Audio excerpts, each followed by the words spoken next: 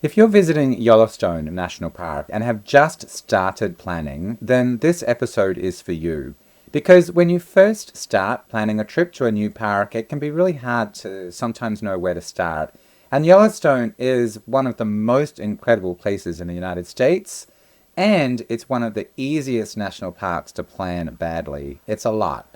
On a map, it can look like you just drive a loop and you stop off with the famous sites. There's Old Faithful, Grand Prismatic Spring, Lamar Valley, Mammoth Hot Springs, Yellowstone Lake, and the Grand Canyon of the Yellowstone. But, in fact, Yellowstone is huge. The roads are slow, wildlife can stop traffic, geyser basins take longer than you expect, and where you stay can make the difference between an amazing trip and spending half your vacation in the car. This first-time visitor's guide gives you a practical overview of Yellowstone National Park, not just what to see, but how the park actually works, what to prioritize, and how to visit Yellowstone National Park in a way that feels exciting instead of overwhelming. Hi, I'm James Ian, and I've written numerous guides and published several itineraries for Yellowstone National Park. By the end of the episode, you're going to have a much better understanding of what the park is like, what to expect, and how to navigate it. Of course, you'll need to get deeper into planning all of the logistics, but this is a great place to start. If you're watching this on YouTube, like and subscribe right now. If you're listening somewhere else, follow my podcast to get the episodes as they come out. And be sure to stay to the end, where I'll be sharing a lesson that I learned the hard way, something that you can learn from my mistakes, especially if you're traveling at the shoulder season.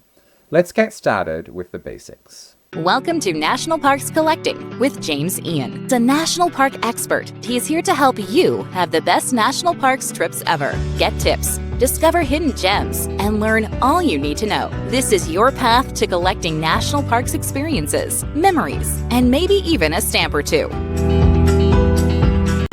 When you look at a map of Yellowstone National Park, you'll see that it actually forms a really big figure 8.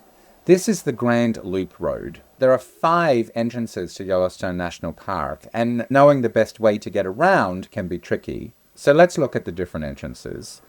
First up, there's the north entrance. This is in the northwest corner of the national park, at the top of the figure 8. The gateway town just outside the entrance to the park here is Gardner, and the nearest airport is a little further along outside the park at Bozeman, and I find this a convenient place to fly into or out of. Also in the north is the northeast entrance. This is actually not on the figure 8. It's actually at the end of the Lamar Valley, which is an offshoot off the top of the figure 8. The gateway towns there are Silvergate, Cook City, and to get there, you drive from the east over the Beartooth Highway from Red Lodge. Beartooth Highway is an incredibly beautiful scenic drive. I highly recommend it. It is closed in winter though, which means that you cannot get to the northeast entrance of the national park from places in the east in the winter. However, the entrance to the park is actually open because people who live in Silvergate or Cook City need to be able to get there, and the only way they can do that is via the Lamar Valley from the north entrance to the northeast entrance of the national park. So that corridor through Lamar Valley is open year-round. The third entrance is the west entrance. The gateway town just outside here is West Yellowstone. There's a small airport, very convenient, right there, and you can drive there very easily from various access points from the west. This is near the middle of the figure 8, but it is technically on the lower loop. There's also the east entrance, the nearest gateway town there. It's a little distance away from the actual entrance is Cody, and this is off the bottom loop on the east side of the figure 8. And then there's the south entrance, and this is the main access to Grand Teton National Park, and it's at the very bottom of the bottom loop. And around the figure 8, there are several, I'm going to call them experience zones, different areas or zones in the park that focus on different experiences that you can have there. And I think it's a useful way to look at the park when you're planning your trip there. The easiest way, I think, to get overwhelmed by Yellowstone is just to start with a list of the famous sites, and they all sound like quick stops until you realize that they really are spread out over this massive park with slow roads, wildlife traffic, limited parking, and long distances between them. So I think a much better way to plan your first trip there is by region. So You can group the sites together and then decide which of these experiences matter the most to you and avoid the bouncing back and forth across the park. Let's start with what I'll call Geyser Country. Yellowstone is famous for its geothermic activity, and the main geyser basins are at the bottom loop of the Grand Loop Road, and this is the main geothermic area of the park, although there are a couple of others. Let's start on the west side of the loop near Madison, and if you drive south, you'll come to Firehole Canyon Drive, which is a scenic drive. It's not geothermal, but it's a pretty drive. It's short. There's a waterfall there that I recommend taking a look at. It's also one of the 2 areas inside the national park where you're allowed to swim. In theory, it's sometimes closed, so always check with the National Park Service. You'll also, in this area, encounter the Firehole Lake Road, which is another short scenic drive with some small geysers and a small lake there. And then there's Midway Geyser Basin. And this is where you'll see the incredible Grand Prismatic hot springs. Do not miss this no matter what. I have a whole video about how to visit Grand Prismatic Springs, so I recommend watching that. And then there's the Upper Geyser Basin. This is where you'll see Old Faithful, the most famous geyser in the park, along with many others, and also many other colorful hot springs like the Morning Glory Springs. Allow time to walk around this area. It's quite large. You walk on boardwalks for the main part, and there's lots to see, including 5 geysers that they can predict when they erupt. So you want to allocate time to see any that are erupting in the general timing that you're there. Old Faithful is famous for a reason, because its schedule is easy to predict and it's very frequent, but it's certainly not the whole Yellowstone experience. Try to see Grand Geyser if you can while you're there. It's very impressive. Castle Geyser is another favorite of mine. I will say that the geyser basins do take longer than expected, or certainly for me, so I would allow enough time to explore the area. It's very cool. And then as you're crossing the middle section between the upper loop and the lower loop, so you're a little north of the main geyser basin, if you're heading west, you'll come to the Norris area, and there's another geyser basin there. It's really beautiful. And some of the hot springs there are this sort of milky opalescent color, so it's a little bit different from the others. It's not as famous as the main geyser basins, but I really like the Norris area. There are 2 big loops on boardwalks there. So you'll want to head to Geyser Country if you're looking for the classic Yellowstone geothermal features, the boardwalks, the geysers, the colorful hot springs.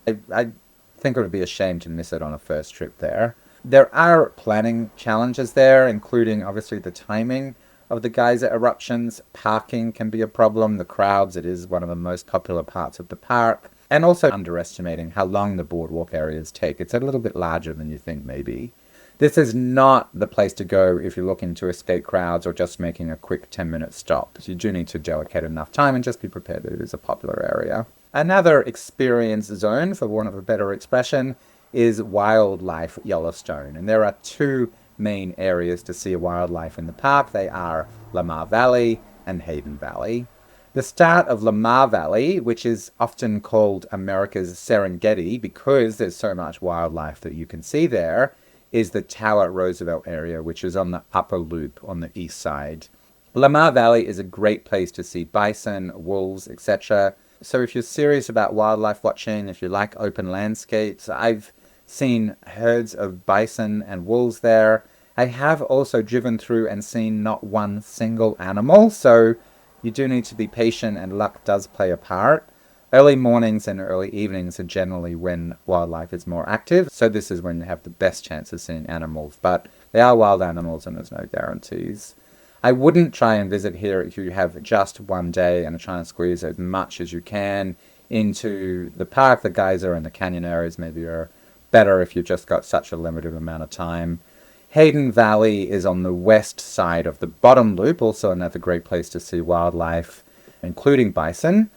In Hayden Valley is also the Mud Volcano area where there are various geothermal areas, so it's not just about wildlife. These 2 areas are best if you're looking for bison, elk, wolves, bears. As I mentioned, they're better early in the morning and the evening. Planning challenge, of course, is that they're just not quick stops. You may not see wildlife. You have to be patient. So you do need to be flexible and have enough time for that. The third experience zone is Canyon and Waterfall Yellowstone. The highlights here are the Grand Canyon of the Yellowstone and the incredibly dramatic Yellowstone Falls. There are the lower falls and the upper falls, which are named together and separated by only a short part of the river, but there's a bend in the river between them, so you actually can't see both of the falls together at the same time. This area has really dramatic scenery, several viewpoints for really great photography. It does have some challenges. You do need to decide which overlooks are worth your time. You need to group them efficiently, obviously, when you're planning. And some of that will depend on your mobility. On the south rim of the Grand Canyon of the Yellowstone, no matter what, I recommend going to Artist Point. This is the must-see viewpoint of the lower fall. Very dramatic. Also on the south rim is the main view of the upper falls. Neither of them need hiking, so I recommend squeezing them in if you can. The brink of the upper falls is on a separate side road.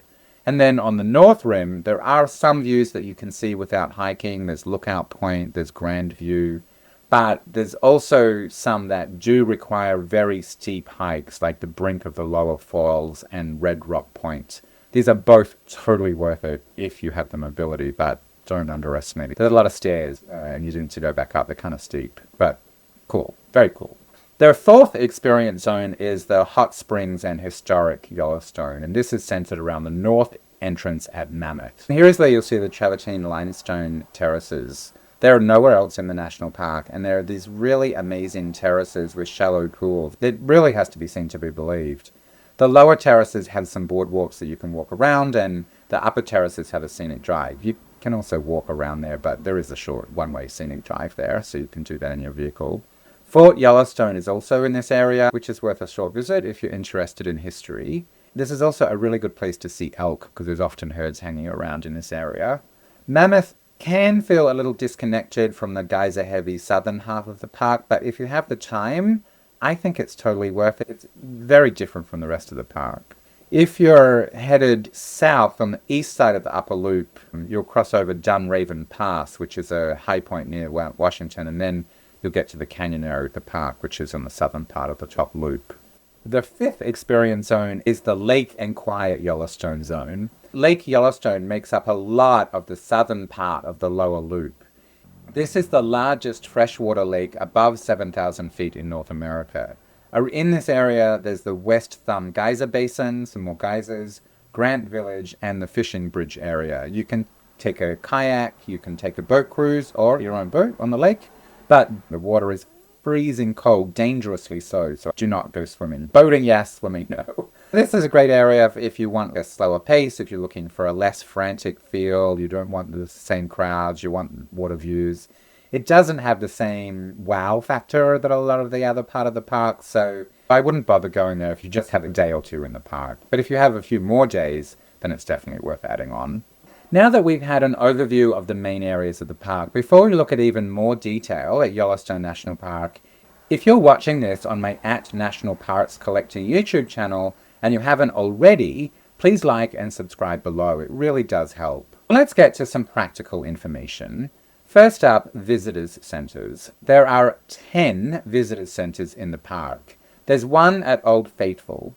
And when you go to this area, go to the visitor center first, because there are 5 geysers in the Upper Geyser Basin area that I can predict the eruption time for.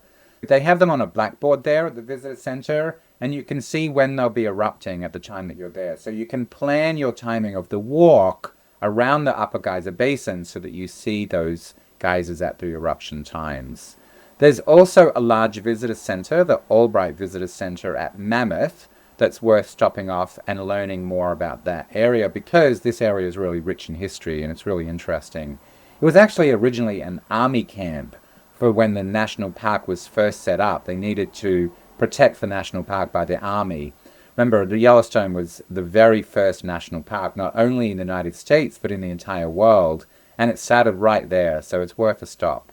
There's also an education center and a visitor center at Canyon that's worth stopping at. There's others at Fishing Bridge and at Grant Village, and then there are smaller ones at Madison. There's not even really a visitor center, it's just kind of like a little shelter. A great example of parkitecture at Norris that has some displays. And also in Norris is the Museum of the Park Ranger. It's just a slightly different area, but very close. And I really love this museum. It's small, but what I really love is that when it's open in the summer, they have a former park ranger living there, and you can stop and you can chat to them, and they're usually very chatty, very personable. And you can learn more about their experience as a park ranger. Really interesting, really nice. And then there's a small one at West Thumb as well. There are also plenty of shops in the park at Old Faithful, Mammoth, etc. And there are plenty of accommodation options. There are 9 lodges and 12 designated campgrounds inside the park. And I will say that where you stay can really change how your Yellowstone trip feels. Staying outside the park can mean long daily drives. So I prefer to stay in the park. It is more expensive though, and it can be hard to make a reservation sometimes. They are very popular. So you can stay outside the park, of course. But whatever you do, I recommend moving accommodation if you're there for more than a couple of days. Because the park is really large, I recommend staying somewhere on the lower loop for part of your trip and then staying somewhere on the upper loop for the other part of your trip so that you're not spending hours and hours every day driving around. If you are going to stay in one place, I would recommend doing that in West Yellowstone or somewhere nearby because it's at the middle of the rough figure 8 loop. But accommodations in the park. So 9 lodges. There's Canyon Lodge and Cabins. There's Grant Village in the southern part. There's Lake Yellowstone Hotels and Cabins and Lake Lodge Cabins. They're all in the southern part. There's Mammoth Hot Springs Hotel and Cabins in the northwest section of the park. And in the Old Faithful area, there are 3 options. First, there's the Old Faithful Inn. This is perhaps the most famous inn in the national park, maybe in the entire national park system. So even if you don't stay there, it's definitely worth a stop and pop in and take a look around. The lobby is very cool. There's an enormous stone chimney there. There's an iconic clock on the chimney. You can go up to the first floor and then you can look down over the lobby. I highly recommend doing that. And there's also a small outdoor terrace that not too many people know about, except maybe they will now, but you can actually go there and have a coffee or a cocktail, sit on the terrace and see Old Faithful erupt from the terrace. It's very cool. It's not the best kept secret in the world, so if you're going to do that, get there a little bit early before the eruption, know what the eruption times are from the visitor center, and then get there a little beforehand, coffee or cocktail in hand, and enjoy the eruption. Also in the Old Faithful area, there are the Old Faithful Lodge Cabins and the Old Faithful Snow Lodge and Cabins. And these have a little special place in my heart because the first time I went to Yellowstone, we arrived in that area late at night and it was really cold. It was September, but not really great weather. And we were sort of stumbling around in the parking lot and it was kind of dark and we came to this back entrance of this building. I didn't even know where I was and then went in and then walked down this hallway and then emerged into the Old Faithful Snow Lodge lobby and restaurant. And it was like, wow, this sort of oasis from the cold. So it has a little special place in my heart. And then on the upper loop, there's also the Roosevelt Lodge and Cabins. To get around the national park, you need your own vehicle. There aren't any shuttles in Yellowstone. There are some driving restrictions, not for most of it, but for example, the Firehole Canyon, one-way scenic drive is not accessible to RVs, so you'll need to skip that if you have an RV or a trailer. But most of the park is accessible with an RV or trailer. But just be really mindful of parking. Parking can be a problem, and parking can shape your day. Yellowstone does get very crowded in the summer. Don't park on the side of the roads. It's illegal and dangerous. If you see wildlife and you want to stop, do not just stop randomly. Make sure that you reach a pullout and then pull over safely and legally. The other thing that I would be aware of is that bison really like to use the road. It's easier to walk on than the meadows, I guess, or the forest. So they will walk down the road and you can't drive when they're walking along the road. So they do cause traffic jams and it's kind of fun to be in your vehicle and there's bison walking all around you and surrounding your vehicle. Not so much fun is that you may have to wait for 40 or 45 minutes for them all to walk past you if they saunter past really slowly, and then you can continue driving along. So make sure that you factor in any drive times that you may get stuck in a bison traffic jam.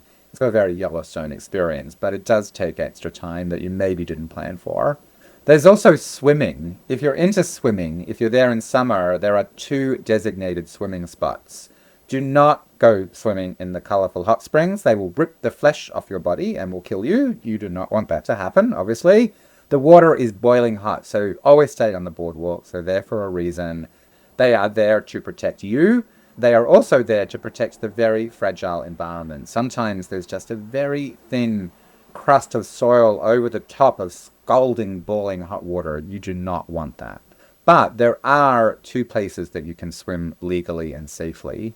In Firehole Canyon on the Scenic Drives is one, and then the other is Boiling River, where there's a spot where swimming is permitted. Not all of the time, though. It does depend on what's going on with the water conditions, with the snowmelt, etc. So always check with the National Park Service before you do that. I'm going to share with you a lesson that I learned the hard way in just a moment, but you'll be starting to get a sense, hopefully, a sense of the national park, but also a sense that there's a lot that goes into planning a trip there, and it can be a little overwhelming. I get that. Yellowstone is not a park where you should just make a list of attractions and then connect the dots. There's a lot of different things to do, yes, but timing is really important. You want to be in the right place at the right time. You want to know how long it takes to get from one place to another, how long to stay in each place. You need to coordinate all of that, and you want to avoid the crowds as much as possible.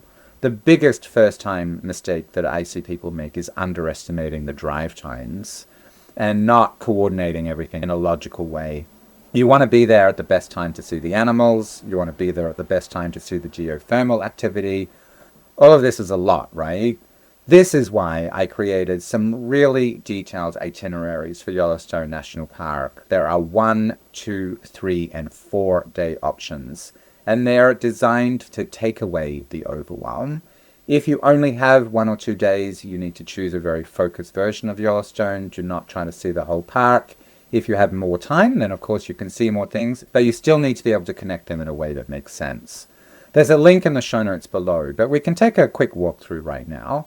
They start with an overview of the park with some basic information, kind of like this video, but also some other basic information. And then there's a breakdown for each day, really detailed, hour by hour, almost minute by minute breakdown.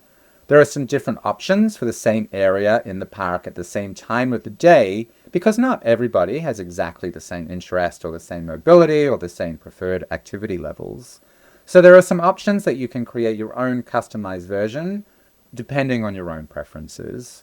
And then there's all the practical information that you need. There are driving directions and maps, there's hiking descriptions and maps, there's essential information, there's tips, there's warnings, absolutely everything that you need in one place, so that you don't need to try to pull information from all different sources.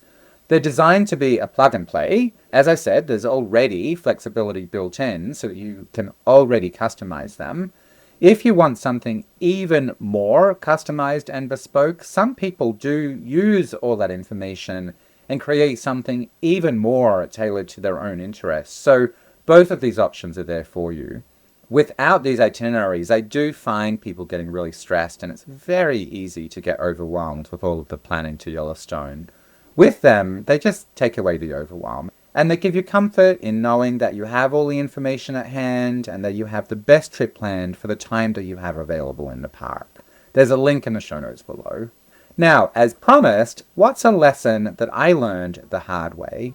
This is mostly relevant for the shoulder season. If you're there in summer, the biggest lesson maybe is how to avoid the crowds. Follow my itineraries for guidance on that. That's why my itineraries are timed around that. But I found the hard way that they will close the roads if there's inclement weather. Now, the National Park Service does do this, but I didn't think about it necessarily, because the first time I went there, I was there in September, pretty early September, and I was in shorts and t-shirts one day, and then the next day it snowed. And I was camping at the time at Tower Campground, and we'd set up our tent and thought, ugh, it's snowing, we don't want to hang out here.